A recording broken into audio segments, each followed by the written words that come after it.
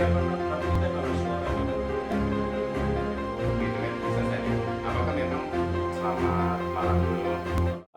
warahmatullahi wabarakatuh. Kembali lagi bersama kita di program Panggung Politik yang sejak sekian lama kita sempat terhenti kemarin karena pandemi COVID-19 ya. Agak lumayan lama, lebih 1 tahun. Tapi karena kita melihat bahwa dalam waktu yang tidak lama lagi kita akan kembali memasuki satu pertarungan politik tentunya, dan ini akan sangat menarik untuk kita kupas.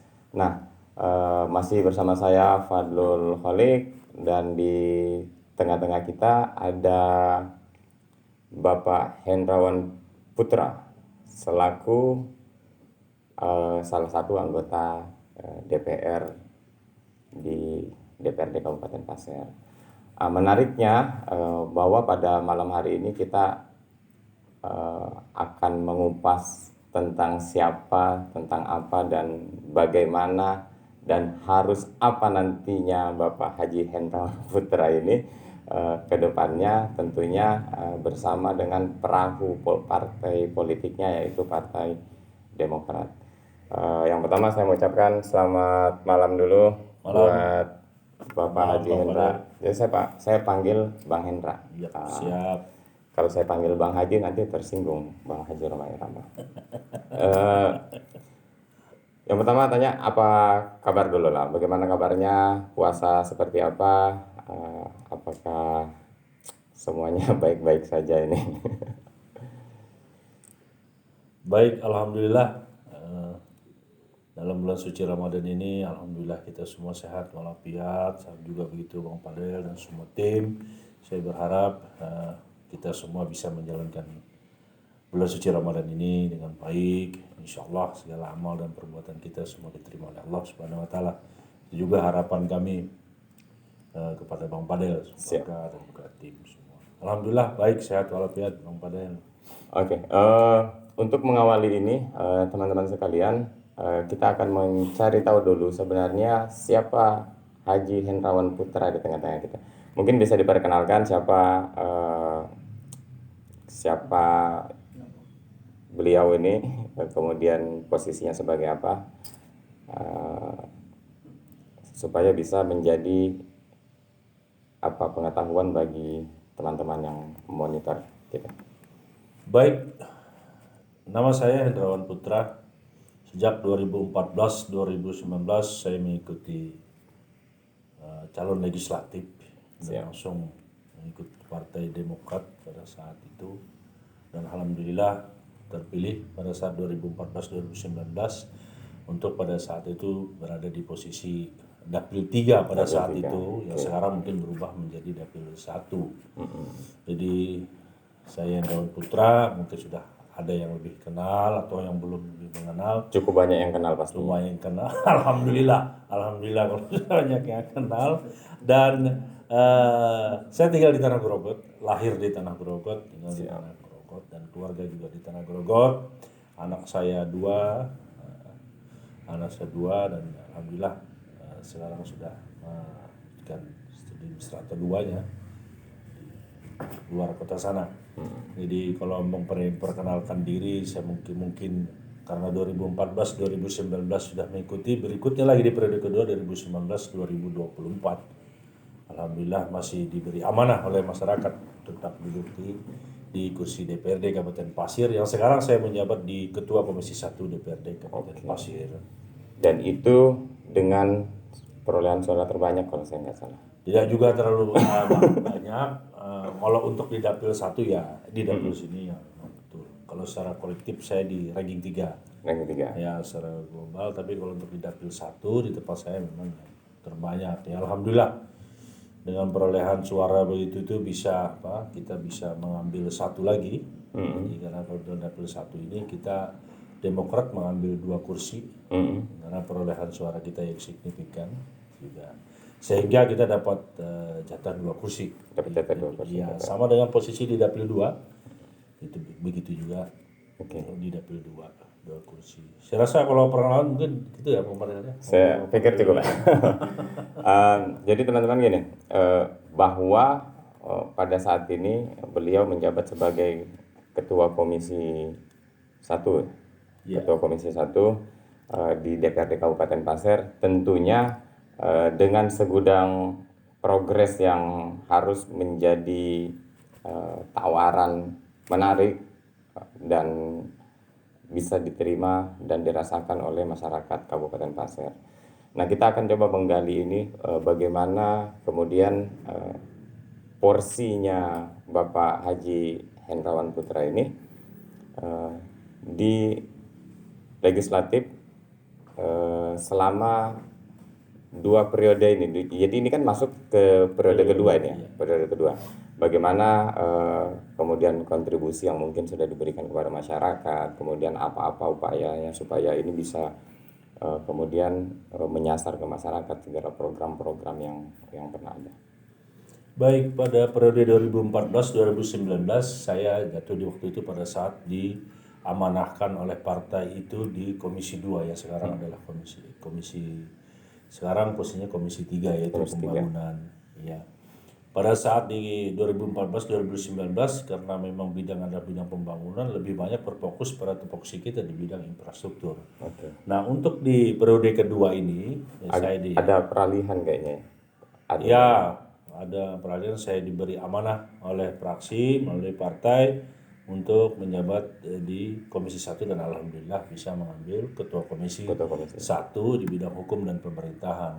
Kalau ditanya seorang apa yang sudah bisa diberikan ke masyarakat, saya yakinnya bahwa masyarakat yang lebih menilai itu.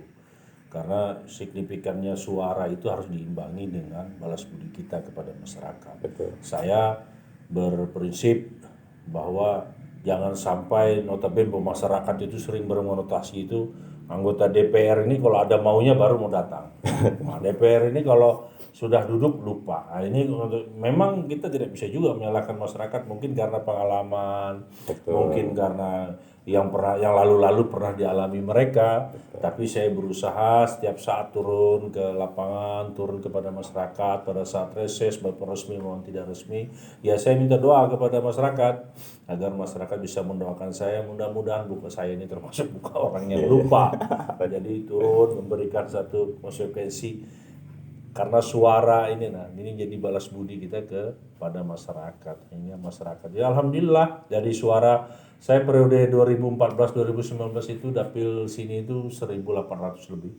1.800. Iya, pada saat 2014 2019 ya. 19 2024 tadi itu alhamdulillah kurang sedikit hampir 4.000. Hampir 4.000. Ya, jadi ya ini rasa terima kasih kita kepada Allah juga, dan saya yakinnya ini semua adalah penilaian masyarakat terhadap kita bahwa apa amanah yang kita bawa kemarin pada saat 2014-2019 bisa kita laksanakan dengan baik. Insya Allah masyarakat juga akan masih beri kepercayaan kepada kita. Alhamdulillah hasilnya memang ada. Hasilnya jauh melebihi dari apa yang pernah diperoleh sebelumnya. Jauh sekali, sehingga Demokrat memang pada saat di dapil 1 itu waktu itu bersaing dengan PKB dapat 2-2 ya kita. Alhamdulillah. Karena memang begini Bang, jadi itu kan kelihatan sekali tuh. Misalkan dari beberapa anggota DPR yang pernah mencalonkan diri di 2014, kemudian terpilih dan maju lagi di 2019, kemudian gagal, berarti ada yang salah ya kan? Tapi kalau perolehan suaranya meningkat, berarti ini ada yang betul. Kurang lebihnya kan seperti itu. Iya, kalau diberi amanah ya begitu.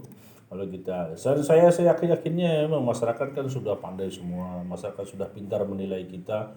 Jadi kalau kita turun pada saat masa reses, masa-masa yang tidak resmi lah kita turun ke lapangan, paling sering-sering kita jumpai masyarakat itu.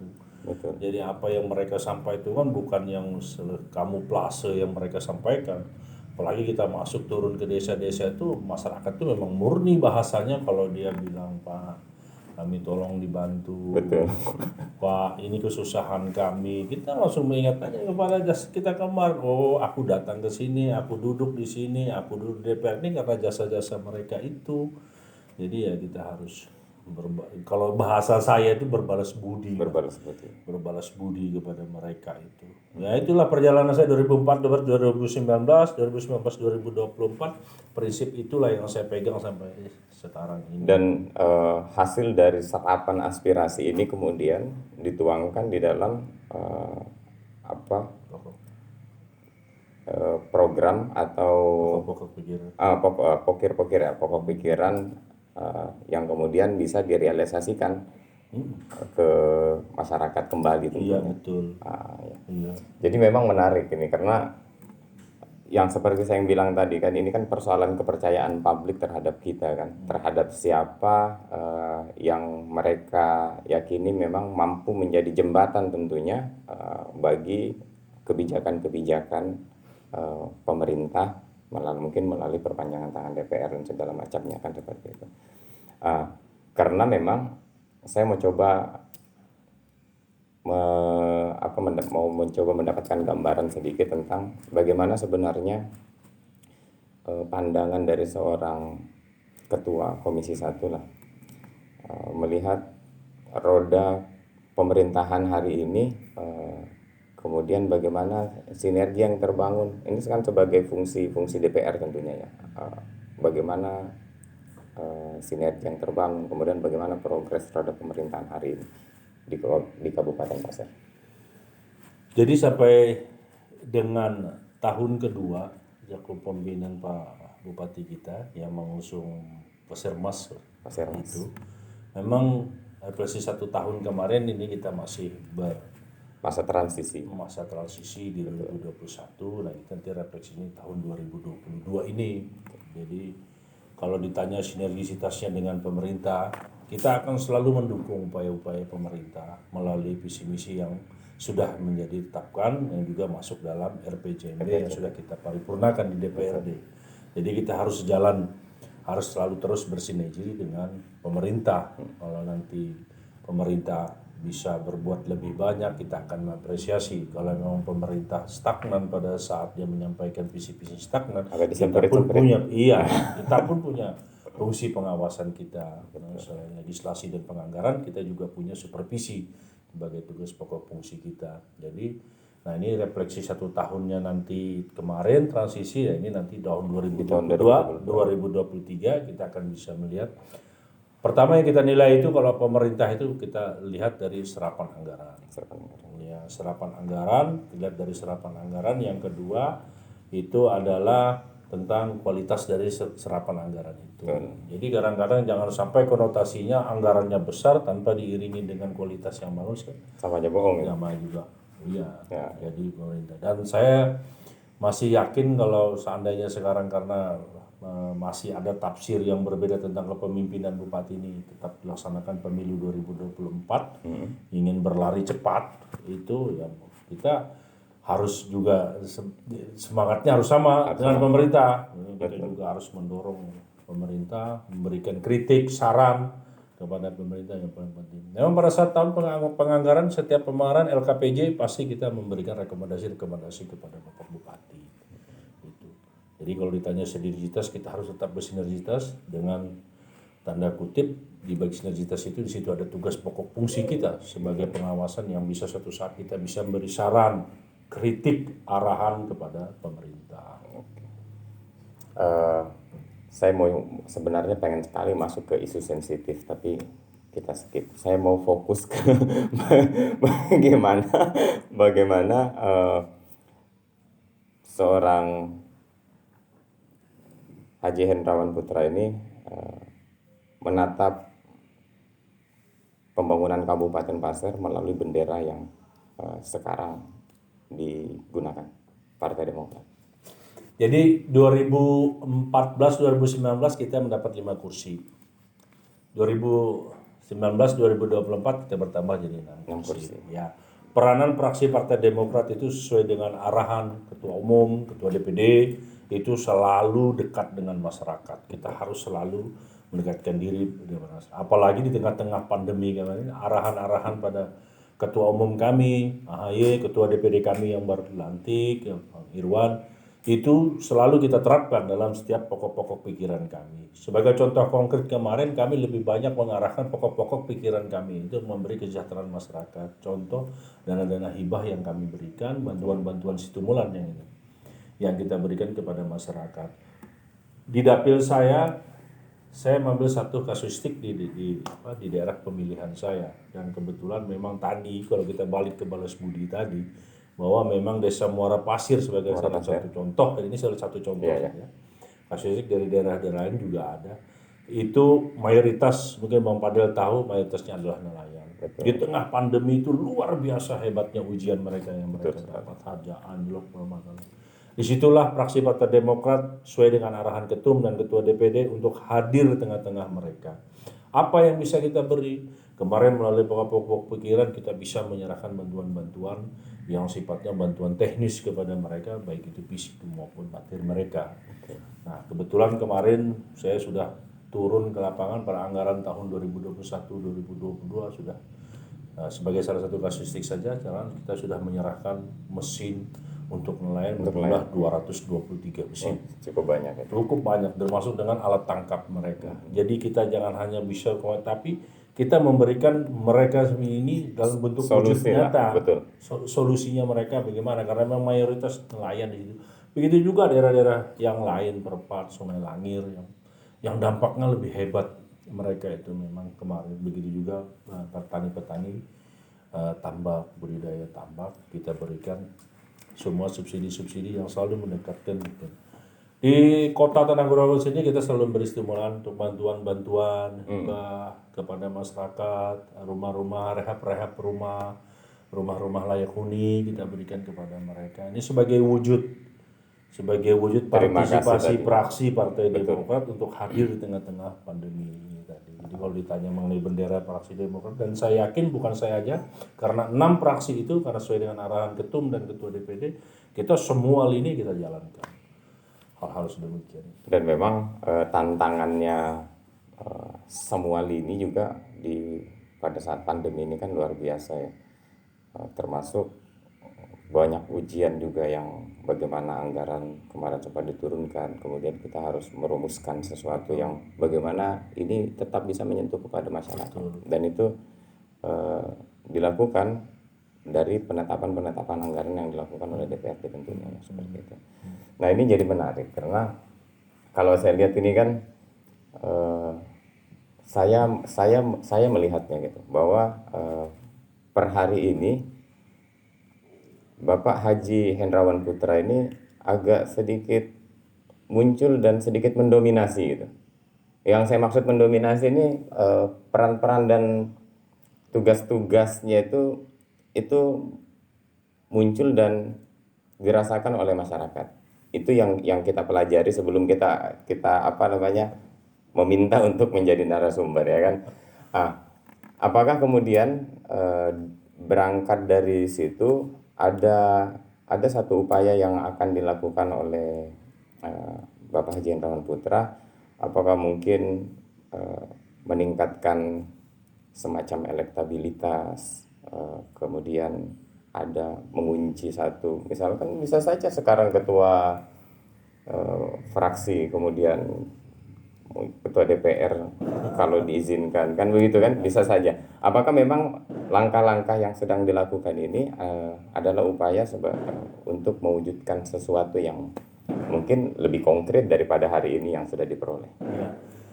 Jadi kalau ditanya lebih dominan muncul, memang selain kita aktif juga di beberapa media sosial, setiap kegiatan-kegiatan itu. Yang kedua memang tugas pokok fungsinya juga DPRD ini sebagai pengawasan, administrasi dan penganggaran itu. Jadi kami di Komisi 1 ini hukum dan pemerintahan ini hampir setiap hari dikunjungi masyarakat dan selalu kita hearing atau rapat dengan pendapat dengan masyarakat. Nah jadi bersentuhannya sangat luar biasa. Nah sekarang aja kita sudah hampir setiap bulan itu menjadwalkan dengan tapi itu kita maklumi sesuai dengan sumpah jabatan yang kami ini adalah penyambung lidah dari masyarakat. Jadi memang lebih dominan karena hukum dan pemerintahan yang paling banyak kasusnya itu adalah masalah tanah, hak wilayah adat yang kami perjuangkan. bidang perkebunannya selalu bersengketa dengan masyarakat, begitu juga hal-hal tentang pemerintahan yang sedang berlangsung. Jadi kalau ditanya memang lebih dominan mungkin memang hampir setiap hari memang Karena Bang memang Adel. tupoksi tadi itu ya. Iya, karena Komisi 1 itu bidangnya hukum dan pemerintahan Banyak itu actionnya memang harus. banyak actionnya memang di lapangan. Betul. Nah, kalau ditanya nanti apakah ada elektabilitas dikait-kaitkan tadi itu, nah, ya mungkin saya paham maksud Bang Fadil karena memang akhir-akhir ini memang saya kebetulan sekarang ini mungkin ada beberapa banner atau baleho yang Ya, tampil. itu yang saya lihat itu sampai di luar zona ini. Ya, Menarik ya di dulu luar kan. memang di luar dapil juga banyak banner-banner ini ucapan bulan suci Ramadan lah.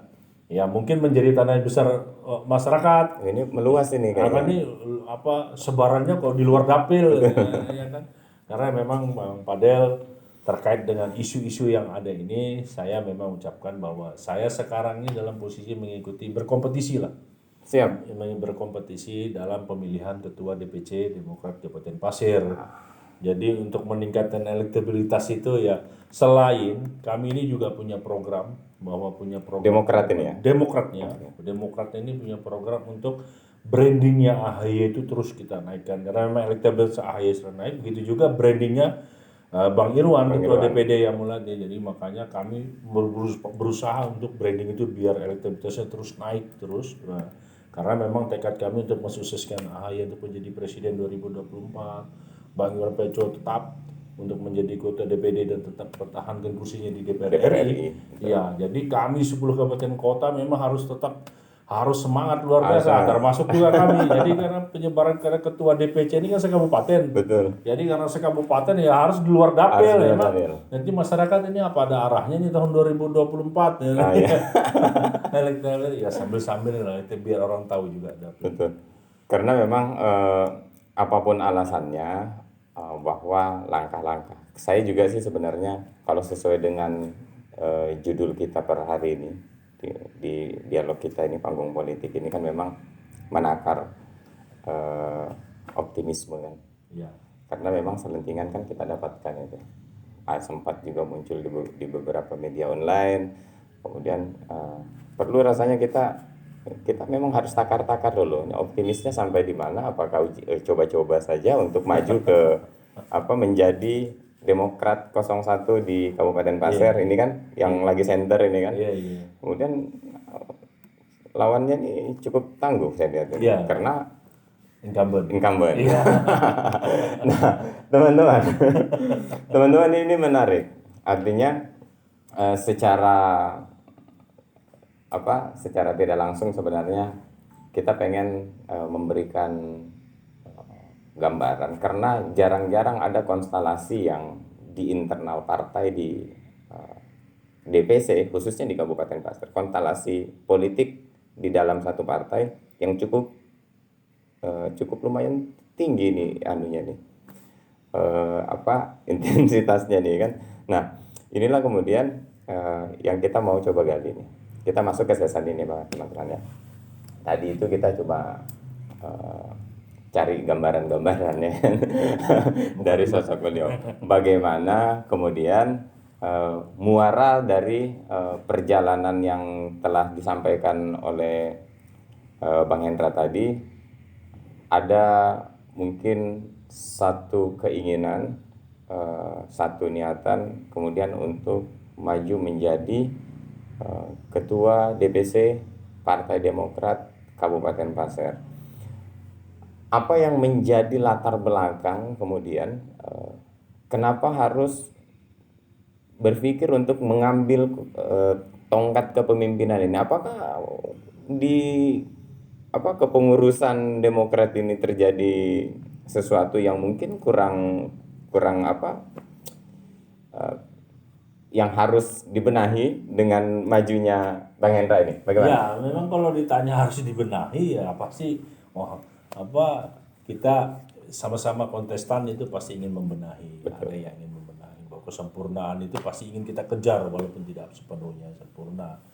Jadi kalau ditanya konstelasi muaranya kemana nanti itu ya memang semua kita sekarang lagi fighting ini. Betul. Karena konstelasi di Demokrat ini luar biasa, Luar biasa memang sekali. luar biasa hebatnya. Kami sejak PO dan ADRT kami Partai Demokrat itu melakukan satu komando. Jadi kami kemarin pendaftaran tanggal 25 Maret, April, ya Maret ya, Betul. Maret, ini April ya.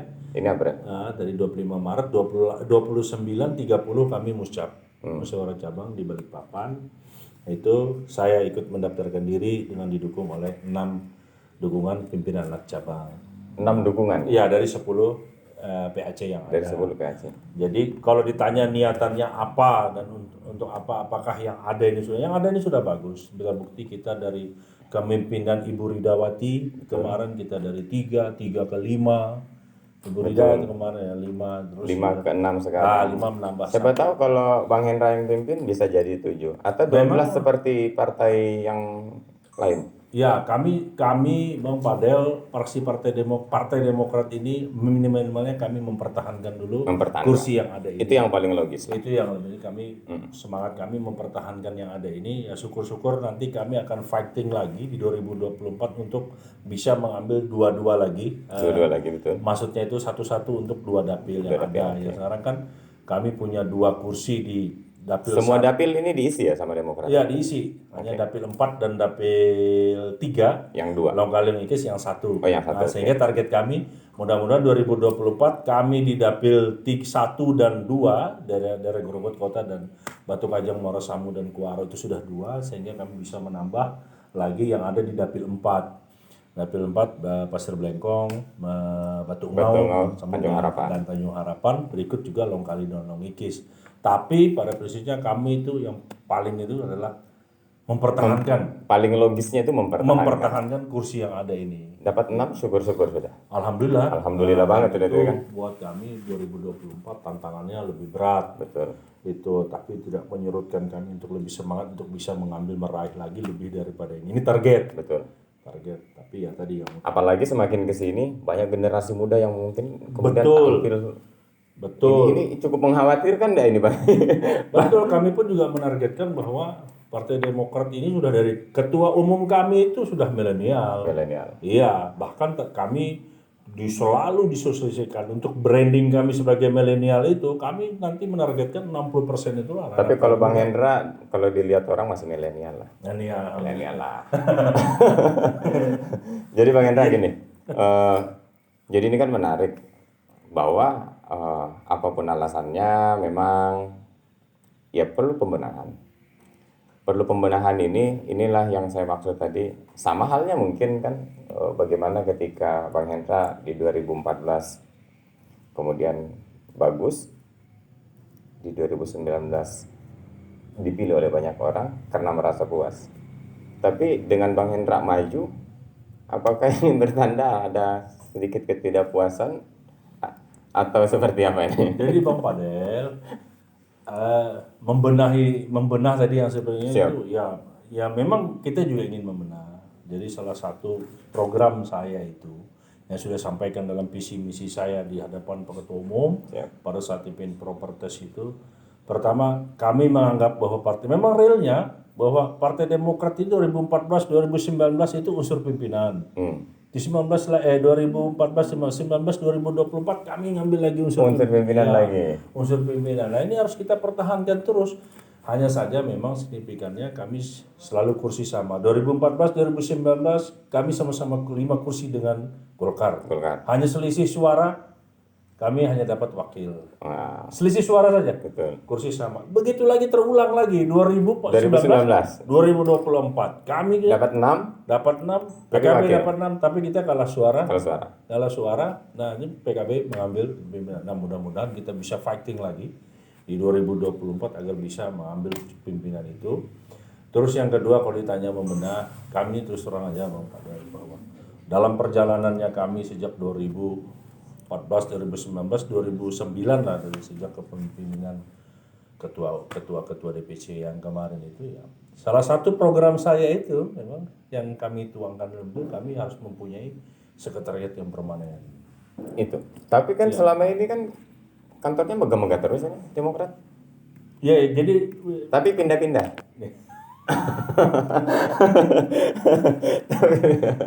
Iya. ya makanya salah satu Jadi itu visi satu alasan juga ya? ada alasan itu untuk tidak pindah-pindah lagi. Oke, siap.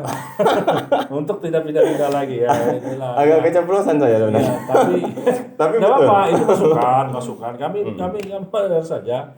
Ya, kami bolehlah iri dengan partai-partai lain yang sudah mempunyai apa. Dan ini juga menjadi spirit tentunya bagi PAC ya, Betul. bahwa Bang Hendra akan membuktikan Iya, di kepemimpinan ini harus punya. PAC tulang punggung kita sampai dengan anak ranting. Betul. Karena selain punya sekret yang representatif, permanen, kemudian itu akan mempermudah tentunya komunikasi, kemudian Iya. silaturahim, koordinasi dan segala macamnya. Betul, PAC. betul. Jadi salah satunya itu Bang Padel memang salah satu visi misi yang saya sampaikan pada saat fit and proper test itu ya memang saya secara pribadi sudah menyiapkan lahan Siap. itu Ini luar biasa. untuk apa sekretariat yang permanen kita ya Partai Demokrat.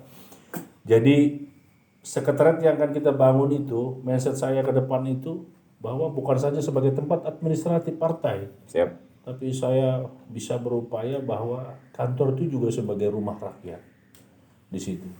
Luas kita ini 11.600 km persegi dengan yang jarak ditempuh. Masih ada kalau tidak salah berapa desa yang masih blank spot. Tidak. Hanya untuk perekaman KTP saja harus datang dari desa ke kabupaten. Biaya berapa? Begitu juga dengan rumah sakit. Masyarakat kita yang jauh-jauh datang ke sini kasihan hanya untuk berobat saja. Perlu biaya yang ekstra datang dari kami. Nah, kami hadir di Demokrat ini untuk membantu mereka untuk menjadi sekretariat itu bukan hanya sebagai tempat administrasi partai tapi juga sebagai rumah singgah bagi mereka masyarakatnya. Jadi inilah yang saya sampaikan pada saat dengan fit and proper pada saat dengan ketum AHY, dengan sekjen, dengan ketua BPD dulu dengan ketua DPD. Jadi itu salah satu target-target lah yang paling signifikan ya kami mempertahankan. Dan itu juga saya pikir alasan kenapa 6 PAC ini mau mendukung. Karena Ya. PAC ini sampai anak ranting itu adalah tulang punggung kita. Dan saya yakinnya 6 PAC yang mendukung saya ini, mereka bukan menilai pada saat instan saya. Betul. Mereka sudah melalui perjalanan 5 tahun yang lalu. Tidak mungkin langsung ujuk-ujuk mereka mau memberikan dukungan kepada saya. Apalagi dengan komposisi 6-4.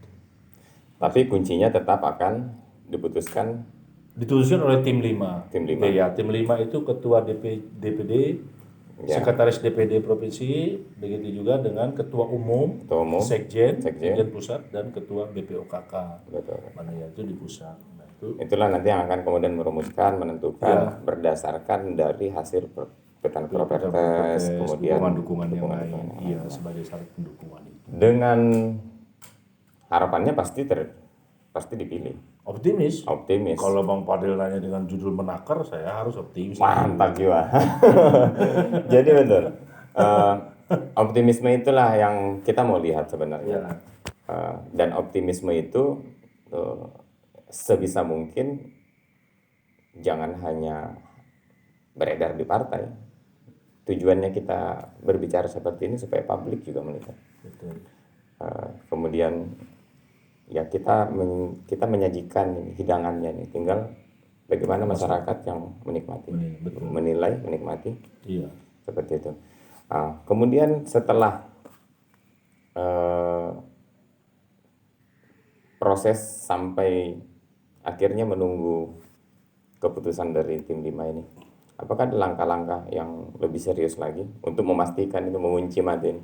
Terus kita berupaya dalam bentuk konkret itu kita ke masyarakat saja untuk melihatkan, untuk meyakinkan oleh tim 5 bahwa kita ini benar-benar selalu berkoalisi dengan rakyat sesuai dengan semboyan Partai Demokrat. Kita selalu diamanahkan untuk selalu berkoalisi rakyat, membantu rakyat di tengah-tengah pandemi ini. Saya terus coba turun ke masyarakat, lebih mendekatkan lagi yang ada sekarang sudah dekat, kita dekatkan lagi.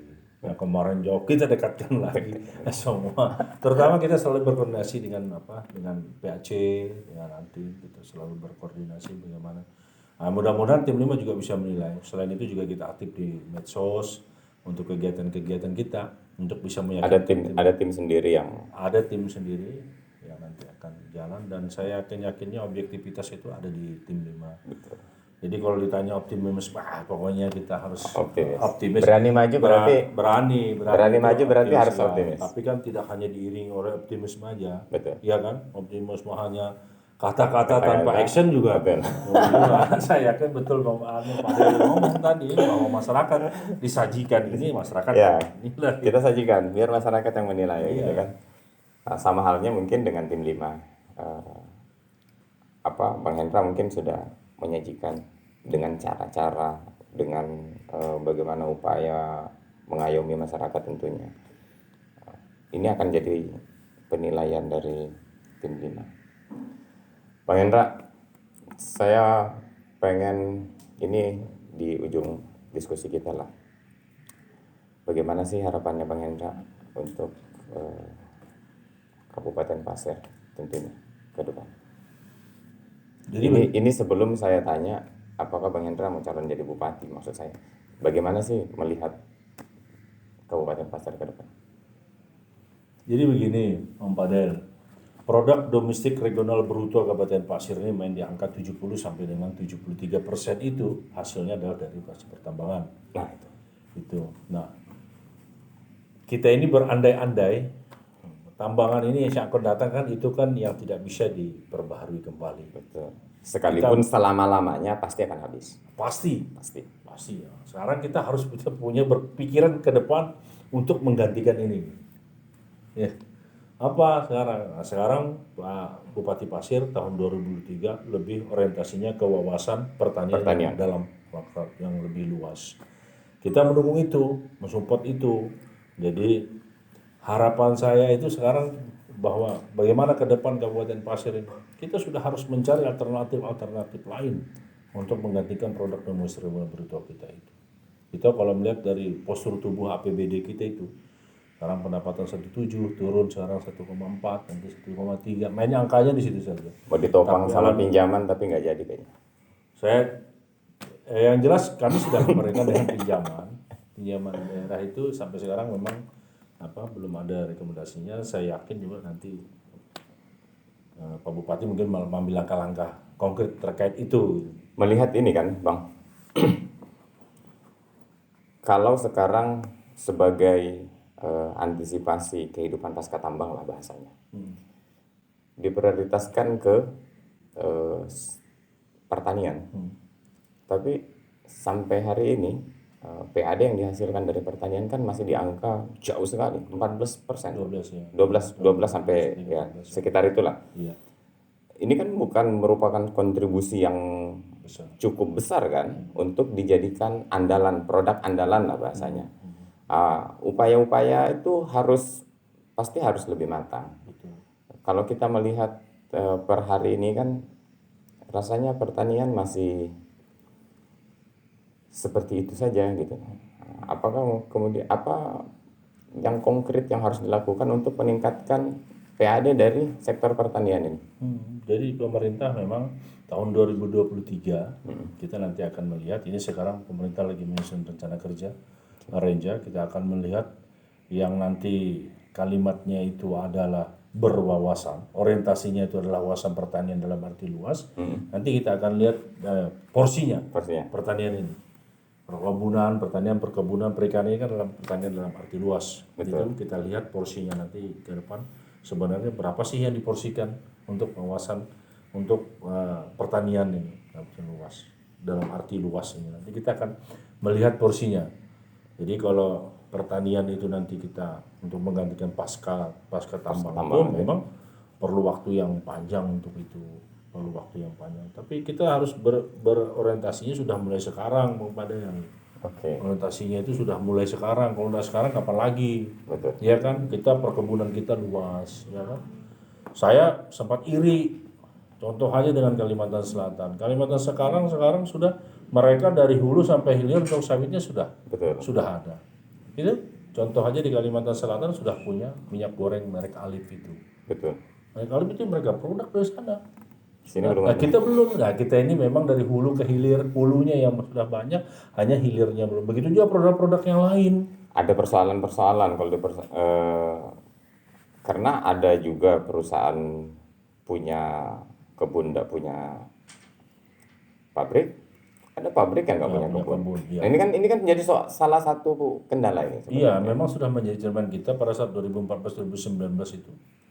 Ceritanya bagaimana bisa terjadi seperti apa yang, iya kan? Nggak ada yang terbalik. Ini kebun ada, pabrik ada, kebun ada. Ya. Bagaimana bisa normal gitu kan? Bagaimana bisa normal ketika kondisi di lapangan juga faktanya. Iya, dan saya yakin Pak Bupati pasti akan memberikan arahan, memberikan solusi yang pas bagaimana untuk menyikapi hal-hal semacam ini. Apalagi di tengah-tengah sekarang sawit sudah trennya sudah Keren lagi bagus. lagi bagus, lagi naik gitu.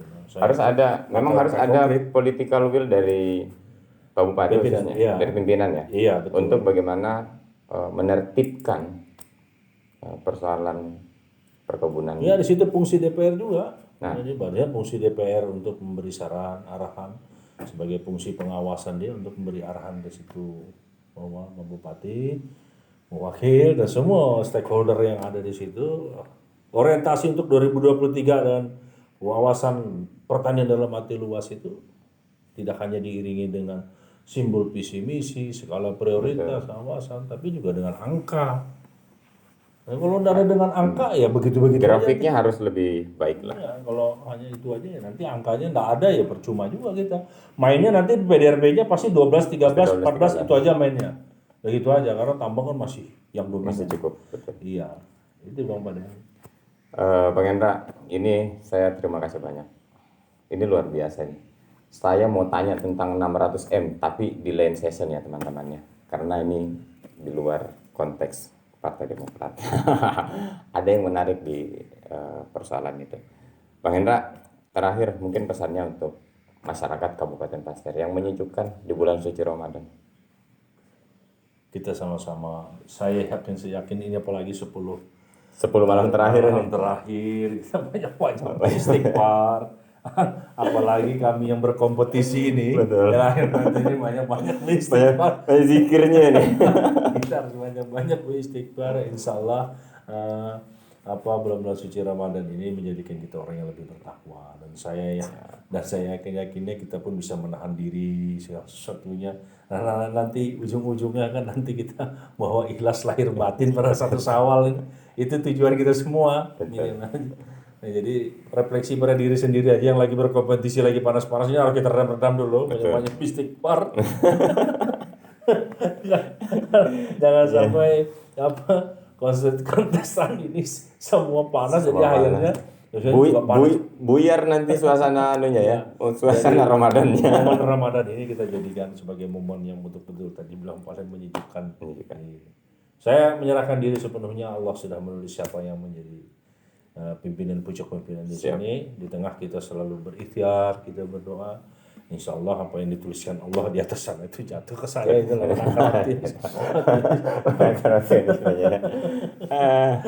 Luar biasa. Termasuk bagaimana COVID-19 ini mudah-mudahan cepat hilang. Iya.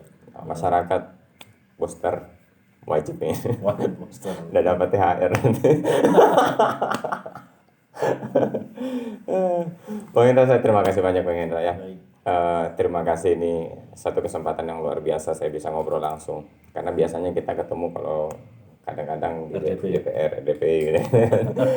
Ini ngobrol langsung dan saya pikir menakar optimisme yang kita maksudkan untuk memegang pucuk pimpinan Partai Demokrat itu udah dikasih gambaran oleh Bang Hendra, Haji Hendrawan Putra. Kami pun juga saya tentunya tidak bisa menyimpulkan bahwa yang dilakukan oleh Bang Hendra ini memang menjadi positif, tapi selayaknya kita bisa menilai yang dilakukan tetaplah sesuatu hal yang positif. Kami hanya menyajikan tentunya sajian ini seluas-luasnya kita berikan kepada masyarakat, kepada siapapun yang menonton dari video ini. Silahkan, ibaratnya saya kan hobi kopi itu pahit nih. gulanya silahkan takar Iya. sendiri. Silakan ya masyarakat. Silahkan ditakar sendiri. Iya. Bang Hendra, saya terima kasih banyak. Terima kasih, Bang Mudah-mudahan Fadel. kita sehat selalu. Thank you. Terima kasih Teman-teman sekalian, demikian tadi ini program panggung politik dari NMC Borneo yang insya Allah kita akan intenskan, bisa nanti di studio NMC, kemudian bisa kita roadshow kemana-mana. Dan saya Fadlul Halik mengucapkan selamat menjalankan ibadah puasa bagi seluruh umat muslim yang ada di Kabupaten Pasir.